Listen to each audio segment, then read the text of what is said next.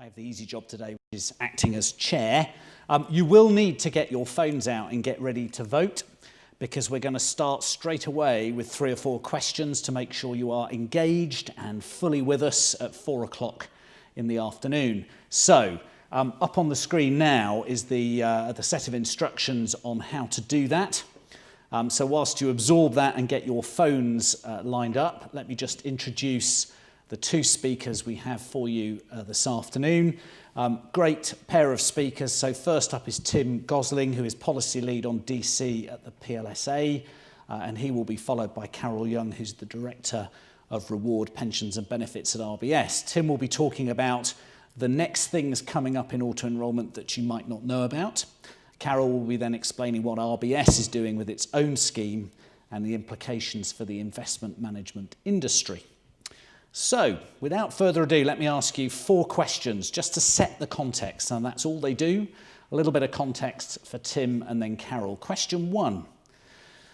According to the government's Workplace Trends publication in 2016, how much was saved? This is the total saving into all workplace pension schemes in 2016, public and private, not just auto-enrolment. Come to that in a minute. 8, 43, 64 or 87? Could you vote now, please? Give you a few seconds to vote, and then I will pull up the answers. I'm assuming silence means you're voting and not that you're thinking about other things. Okay, can we see a few results, please? Okay, very interesting. And that means you were all wrong. So the answer was 87.1 billion in 2016, right across the workplace pensions sector, not just auto-enrolment, but the sums are colossal. All right, 6% of you are right now, but it's a bit late. Okay, question 2. Cast your minds forward to the 7th of April 2019. What will the total minimum contribution to an automatic enrolment scheme be as a percentage of annual qualifying earnings? 2, 5, 8 or 12? Vote now, please.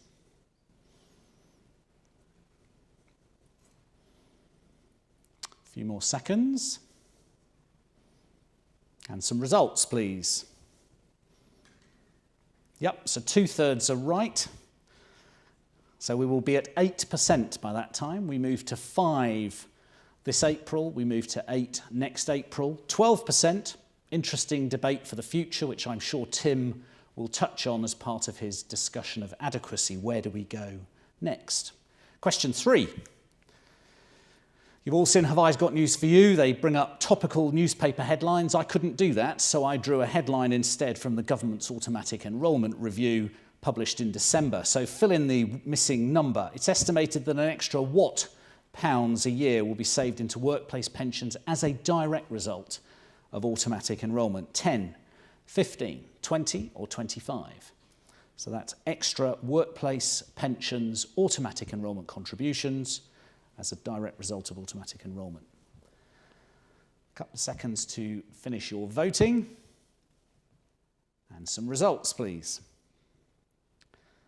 And you are right, the majority, well done. 20 billion is the answer. So 20 billion a year out of the 80-something that we had in 2016, and likely to go up as we go forward. Again, some big numbers, probably not big enough, and I'm sure our panellists will talk about that, but some decent numbers. Last question. In terms of defaults, some research by Moneywise and Nest recently, what percentage of pension savers are relying on their scheme, their automatic enrolment scheme's default fund? 63, 84, 98 or 100? Vote now, please.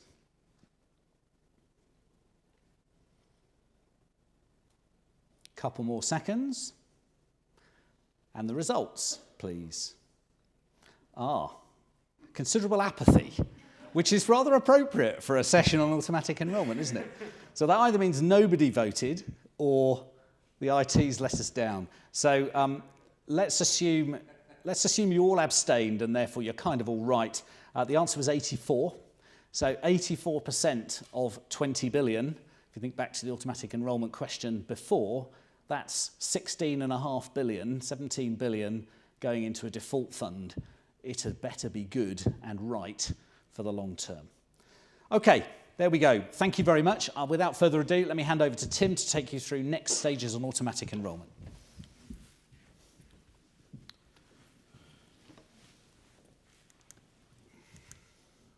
Okay, as most of you will be aware, government reviewed automatic enrolment last year, starting early in 2017 and concluding in December, with the launch occurring at exactly the same time as the PLSA Christmas lunch. We fed in early on in the review, and we engaged with them over the course on the three things they considered most important, which were coverage, adequacy of contributions, and engagement. And the review pushed out a series of conclusions and sort of three strategic problems. First being, and this is our précis of what they said, that contributions under automatic enrolment are still not adequate, and there are gaps in the coverage of automatic enrolment, particularly at the lower end in terms of lower earners.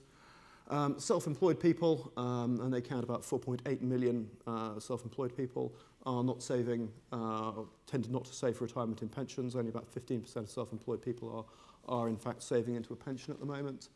And automatic enrolment has succeeded in raising savings levels. As Francois said, there's an anticipated 20 billion coming in per annum, but people are not engaging with their savings, or are not likely to engage with their savings in the way that we might hope.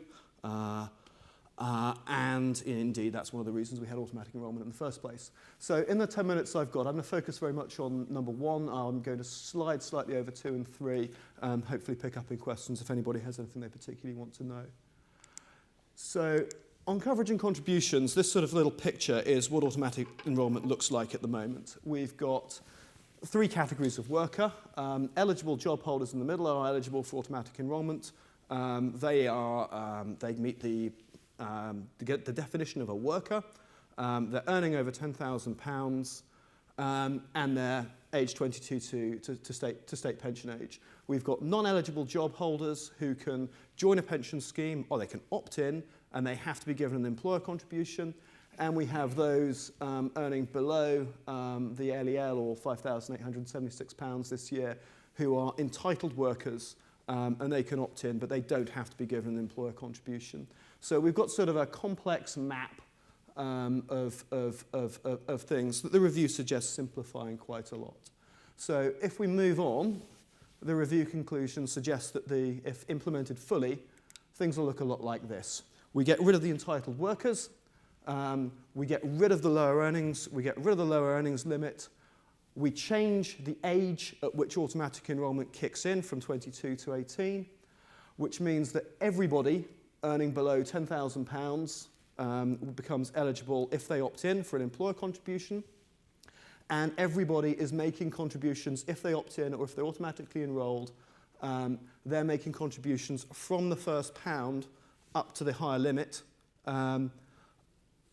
rather than making contributions on a band of earnings. So we're looking at bringing in a lot more people, another, I think, 900,000 young people aged between 18 and 21, and we're making a very considerable increase in the proportion of income that people are likely to be putting into their pensions. Now, the timescale for this is still uncertain.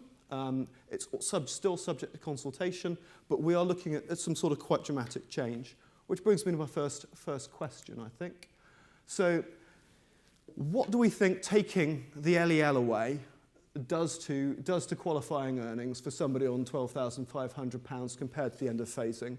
So at the end of phasing, people are going to be putting in 8% of qualifying earnings, so between £5,786 and £12,500 for somebody on that amount of money. We're going to take the LEL away.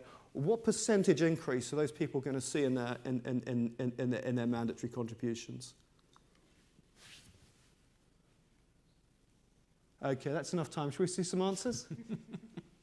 That's quick fire. Yeah, D, you're correct. It's 88. It's a significant uplift. We're looking at 88. We're looking at 88%.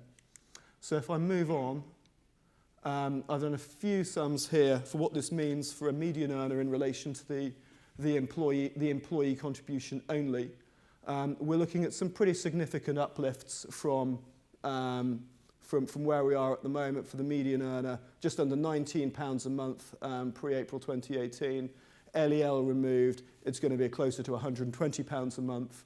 For somebody on £12,500, that's about £1,000 a year below 35 hours at national minimum wage. Currently, they're contributing about £5.52.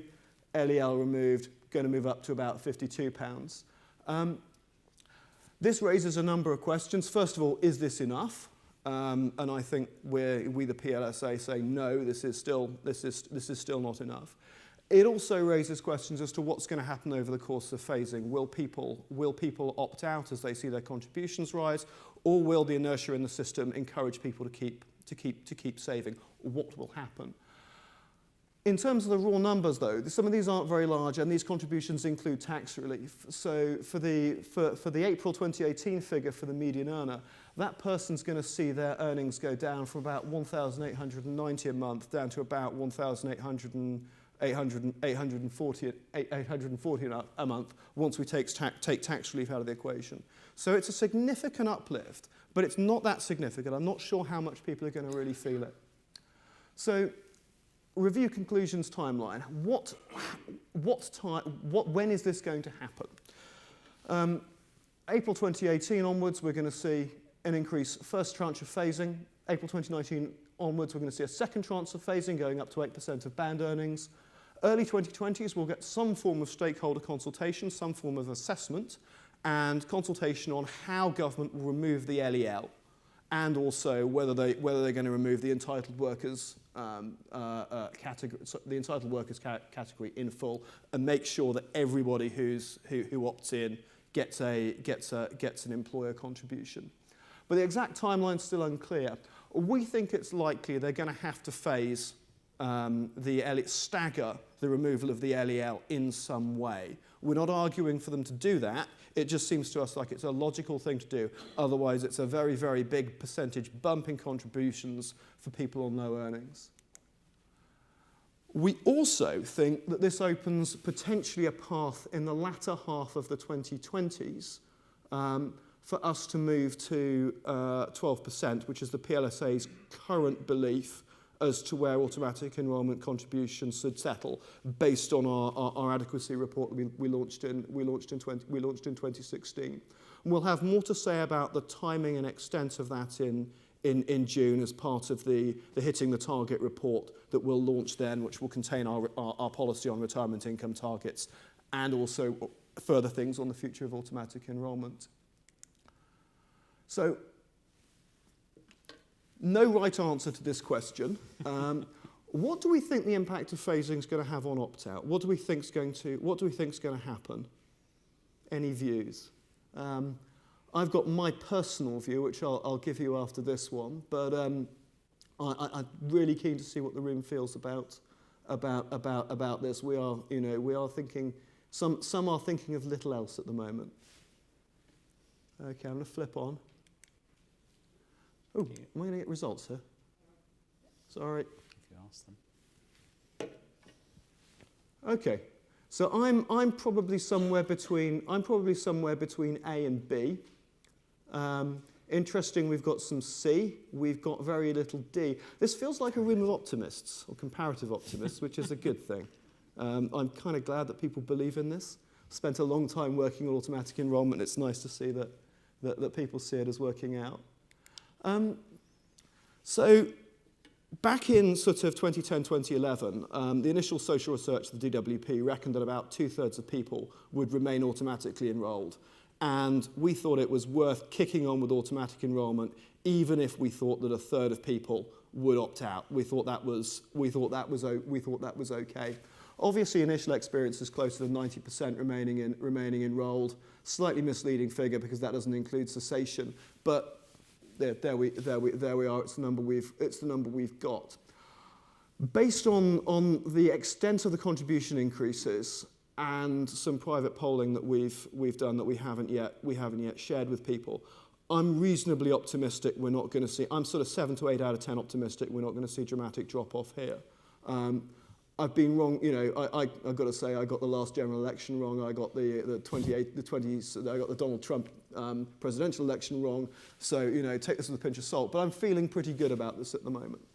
I'm more concerned about other things. I'm more concerned about the overall economic environment in which we're going to be doing some of this, rather than the raw impact of contributions themselves. I was struck, for instance, by the recent report from the Bank of England in December 2017 looking at household finances and the impact of a rate rise on household finances, which suggested that in the instance of a 25 bp rate rise, only 2.5% of mortgage holders would need to make a change to their lifestyle to find extra money in order to accommodate that.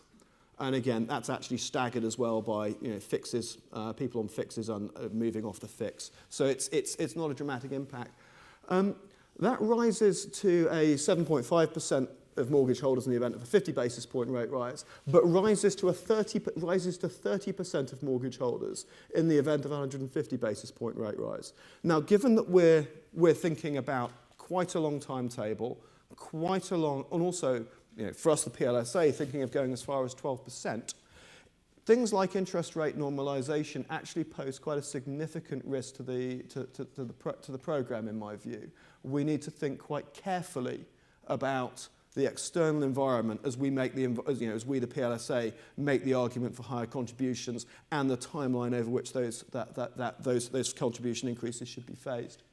Tim, a couple of minutes. I'm actually going to stop here. If it's okay, I'd like to talk about self-employment and engagement in questions. I think that's probably the best use of the time we have. So if that's okay, I'll pass on to Carol. And whilst our speakers switch, just let me remind you, you can put questions through on the app, but we will leave time at the end for questions from the floor, and those on the webcast can also send their questions in. Hi, everybody. So, yeah, I am Director of Reward, Pension and Benefits at RBS and also Chair of the DC Policy Council at PLSA. So you're going to get a little bit of a mix of RBS experience and some of the things that the PLSA are grappling with on this. My part of speaking to the brief for the question that you turned up to was to try and talk a bit about what might be the pitfalls, I think it's described as, for investment managers. I'll hopefully talk about some opportunities as well. And I'm going to broaden it out just a little bit to talk about the investment industry more generally, rather than simply focusing on managers. So I'll refer to the RBS experience just to give you a bit of a flavour and something practical to hook into. So let me just tell you a little bit about that scheme first. So we've got 60,000 members, roughly half and half active and deferred. The bank provides pension funding at 15% of salary for all colleagues, and that's on the first pound of earnings. So in terms of AE itself, we're not an employer that's necessarily going to struggle to make sure people get to those minimums. And we default people into saving the vast majority of that into pension with just a little bit for compulsory life insurance and ill health income protection. However, colleagues have the flexibility to reduce that and to take their pension funding as cash if they want to. So hold that thought. Total assets 1.1 billion and contributions currently of about 80 to 100 million per annum coming through. So in terms of that sort of ramping up, this is the baseline that we'll be going from. So far so good, but current average contribution rate is 6%. And that's amongst the people who do save. So actually 2/3 of our active members, despite already receiving that funding, save less than 5%, and half of those save nothing at all. Average pot sizes are low at about 15,000, and less than 5% of our members have pots of over 100,000. And for those of you in the room who know what it requires to purchase an annuity, certainly to replace income, you'll know that that means that auto-enrolment is something that's needed even for larger schemes. So, auto-enrolment 2018, and we've touched on the fact that there'll be more in 19. We actually have 2 auto-enrolment events in 1 year. We've got the step up to 5%, which impacts the whole industry. And because we were a large scheme and began back in 2012, we're on our second triennial re-enrolment. So those numbers that I've taken you through are numbers that reflect the fact that you've got a group who are defaulted and have been re-enrolled at least once already.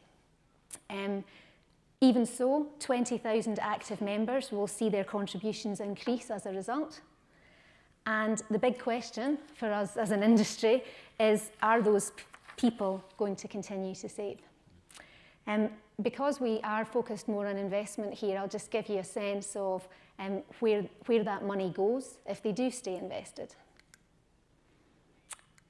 So we have 3 lifestyle options, and in keeping with the results you saw elsewhere, over 90% of our membership are in there, and the vast majority of them, as a result of a recent exercise that we did, are in our default, which is a drawdown lifestyle. So we badge that up to them as a do-it-for-me option. It's been the default since last year. The growth phase is diversified growth fund, and switching begins 7 years out from target retirement age. And we've got a range of selected retirement ages from the mid-50s to the latest, I think, is in the mid-70s. But the vast majority, as you see often, are grouped around 65, which is the default. So we can't have a huge degree of confidence, despite our prompting, that people have really engaged with that yet. And the annual management charge, all in, including admin, is 33 bips, trending down to 25 as it moves into its sort of switching phase.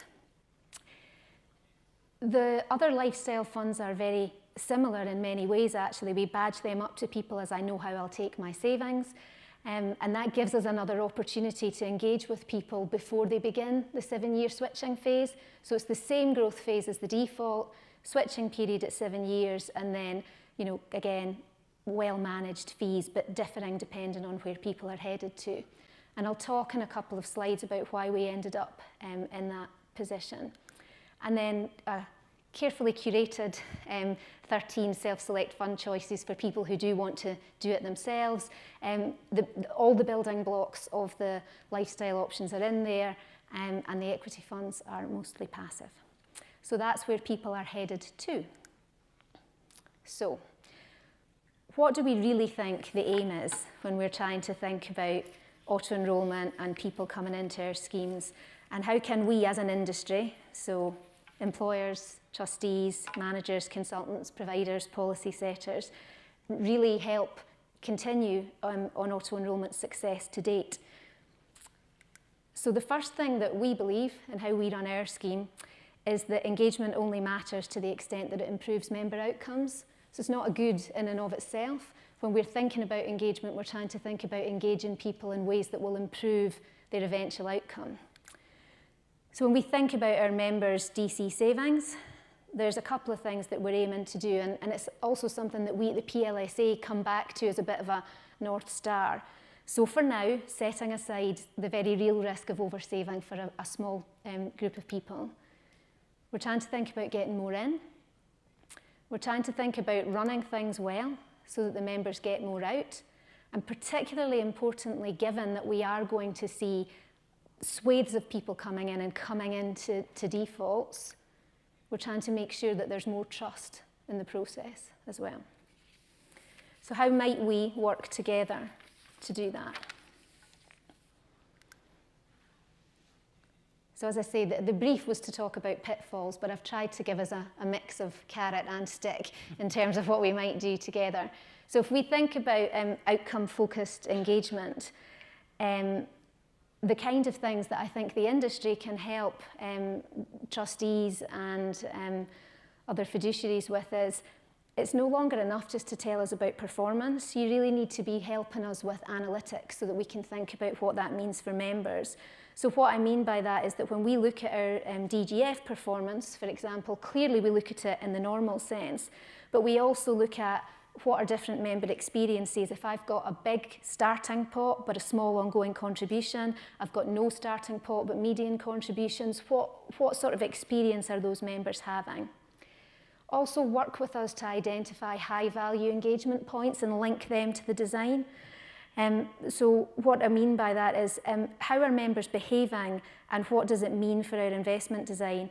and how have our strategies and our interventions impacted behaviour. So we need to work together to get the analytics to figure out, are we promoting active selection of de-risking at the right time?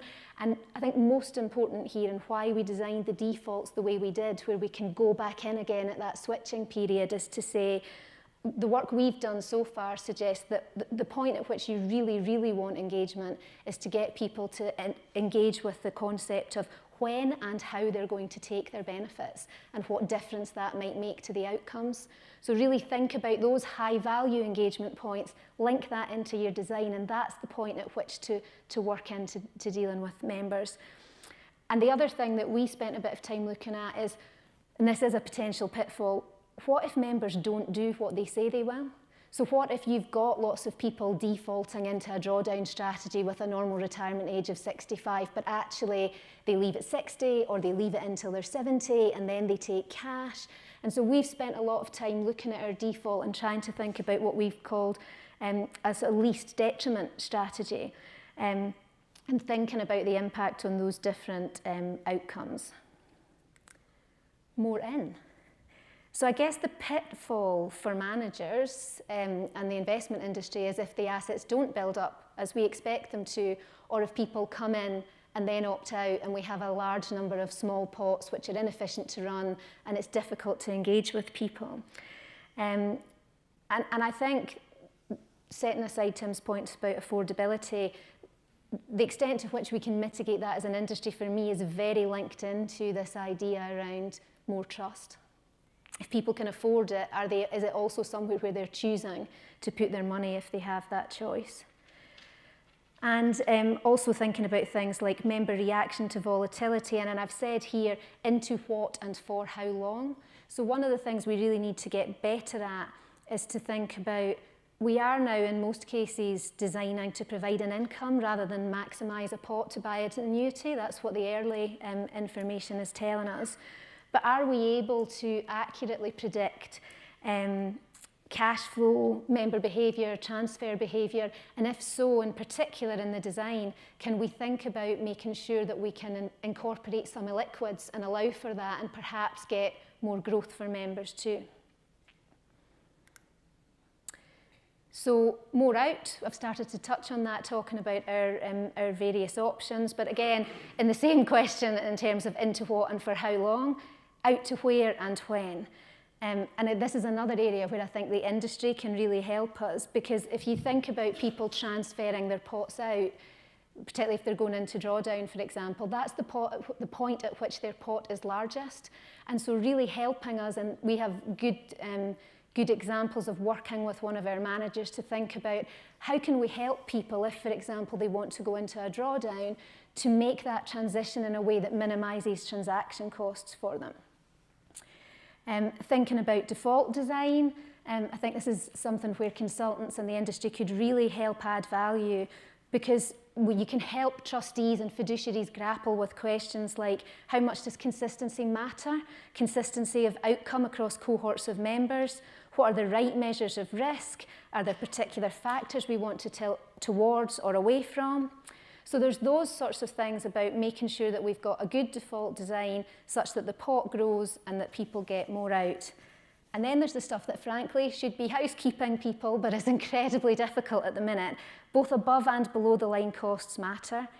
Help keep both down and only increase costs where you're satisfied it promotes better outcomes. Are there things managers can do to help reduce frictional costs, cross-trade to the benefit of all members? And as I touched on before, on transitions and switching, particularly in a drawdown world, what can we do to help people move into their decumulation phase in a way that doesn't see them just, ransacked for charges at that point? And all of this is going to matter because, as you've seen described, there's going to be more members and more savings potentially, but that means greater expectations, quite rightly. As the proportion of the population saving increases, primarily by default, and levels of saving rise, regulatory and public scrutiny will increase, and we will have to, as an industry, rise to that challenge.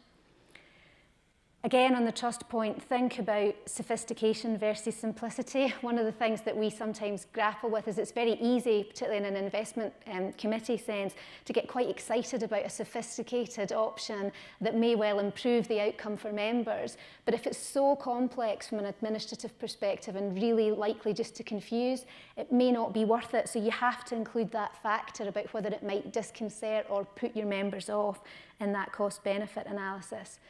And as I've said already, trustees and employers have an awful lot to think about. So I think one pitfall that managers can really avoid is don't make it hard for us to get to the nub of how below the line costs are affecting outcomes for our members. And bear in mind that any perception of hidden charges and high fees will undermine confidence and will ultimately prevent the aim of getting more in. So just in summary, I think AE has been a genuine policy success to date. And done well, it has the potential to generate enormous social benefit by improving the financial well-being of the nation. But the potential pitfall is that managers in an industry lose sight of the aim, which is to improve member outcomes.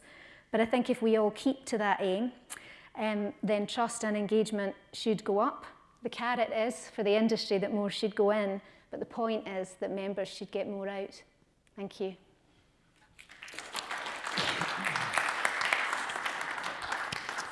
Carol, thank you, and Tim as well. So I'm going to open it for questions now. We've got about 8 minutes. I've got a couple on the app. Those on the web stream are very welcome as well, but let's start in the audience. James. Hi, James Phillips, Professional Pensions. I've actually got a question each for both of you. So Tim... That's greedy. Well, it's one question each rather than asking both us answer the same question. Tim, you have quite optimistic about your opt-out, what the opt-out figures will be post the rise in contributions, but the DWP's own small c conservative estimates suggest it might rise to 27% post-2019. So I wondered why you feel much more optimistic, indeed most people in the room did. And then Carol, for you, the same in the auto-enrollment review, they found that among large employers, 45% of employees that were re-enrolled remained enrolled. So I wondered what, from your experience, from your enrollment process was. Tim first. So how can I answer this without saying PLSA says DWP have got it wrong? I think that's the question. That's the question there.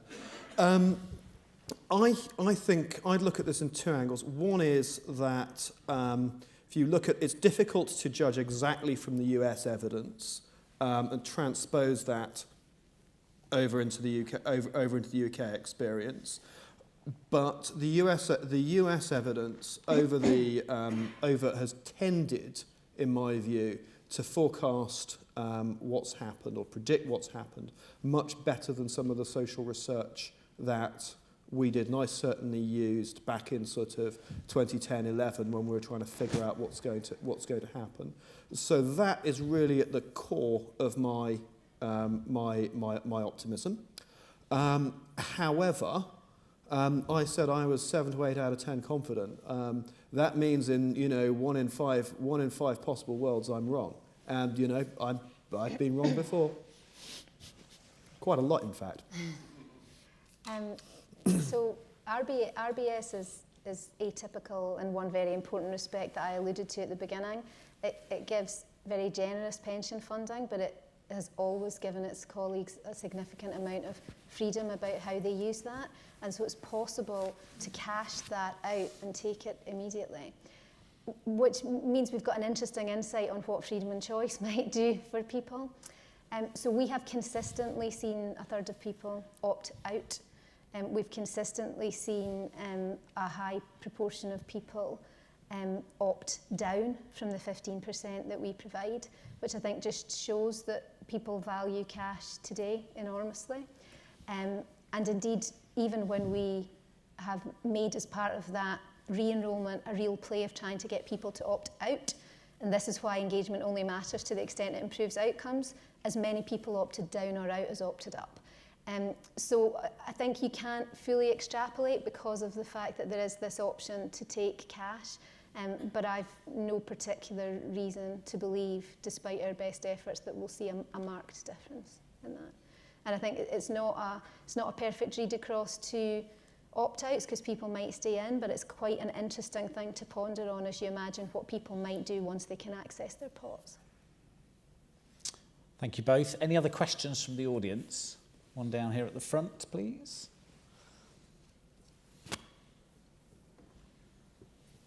Thanks. Shian Lee, Scottish Power. On that point about employees this is a question for you, Carol, sorry. On that point about employees choosing cash now rather than the pension contribution, presumably they're losing out on the tax advantages, right? And they're still taking the cash. Have you done any analysis to understand Oh yes, I mean why? Oh yeah, I mean we've had employee listening events, workshops specifically on it. I think you just can't underestimate how much value people place on cash now. So I mean it's not something, it's something we discuss openly. It's not something that we or the trustees are comfortable about, and there is a huge amount of effort and energy expended on moving it in a different way. And we might need to think seriously about whether that's a flexibility that we continue to offer. But it's an incredibly difficult flexibility to remove when people have made long-term financial decisions on the assumption that that is cash that is available to them. And we can only focus on, we have a big focus on financial well-being and financial education. We can keep re-engaging with our colleagues and encouraging them to think about whether they're saving enough. But we can't ultimately second guess whether they have a greater need for that money now than later. So I'm conscious of time. I want to just pick up two questions on the app. So particularly one for both of you. First on the way AE may develop and become less binary in the sense of less work and then retirement and more progressive. What does that mean in terms of engagement and defaults and the AE product? And generally, I'd just be interested in your views, briefly, if I may, on how you marry up engagement versus a system that's based on apathy and default. Carol first. Well, that's where I think you have to have high value engagement points. I think the PPI call them teachable moments. So there are points that you can get people when they come back from mat leave, those sorts of things. But ultimately, if people are apathetic and they're put into a good default and they save, that's probably okay, particularly if we get contribution rates up. What's much less okay is if they don't engage about how and when they're going to take those benefits. So I personally would target all of my effort and energy at that and getting it right. And it's also partly what's informed the decisions we've taken to date in our scheme around the default being drawdown, because the work we did suggested that it was the least detrimental if someone chose to do something else or chose to go at a different time. And it's clearly the product of the easily accessible products available today. It's clearly the one that best lends itself to that sort of flexible phased retirement. And Tim? Taking sort of the first one first, what's the future of automatic enrolment? I mean, I'd very much see this as this is now basically the show.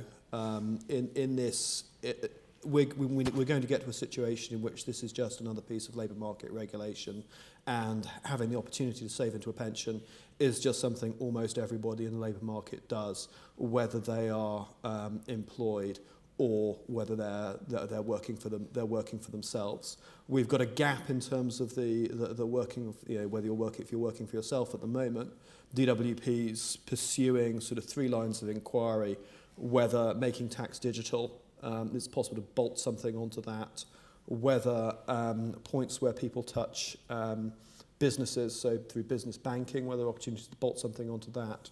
And also points where people have something that approximates an employer relationship, where there's a possibility to bolt something onto that. So there's three possible lines of inquiry there, of which the most promising initially looks like making tax digital, but I wouldn't want to prejudge the outcome of their inquiries. So that for me is very much the future, getting to a situation where this is just something that almost everybody does.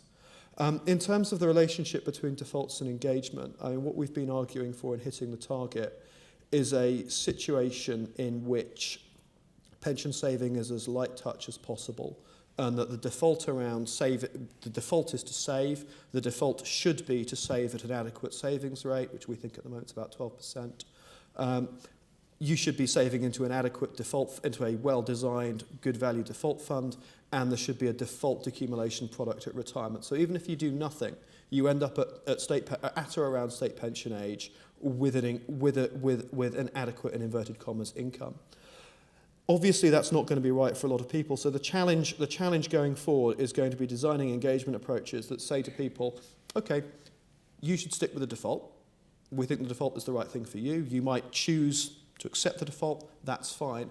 But then trying to identify people for whom the default is not the right thing and encouraging them to do something else. So I think the two can fit together. It's just not how we think about engagement at the moment. And that's something we laid out initially in sort of our Hitting the Target report last year. And I think we'll have more to say in the summer as we develop our policy in that area further. Okay, I'm going to call a halt there because we're out of time. Making tax digital makes me think of paying my tax bill in Bitcoin. Maybe that is yet to come. That's probably all we have time for. There is the next plenary session in the Pentland Auditorium in about 9 minutes' time. For now, please could you join with me in thanking Carol and Tim.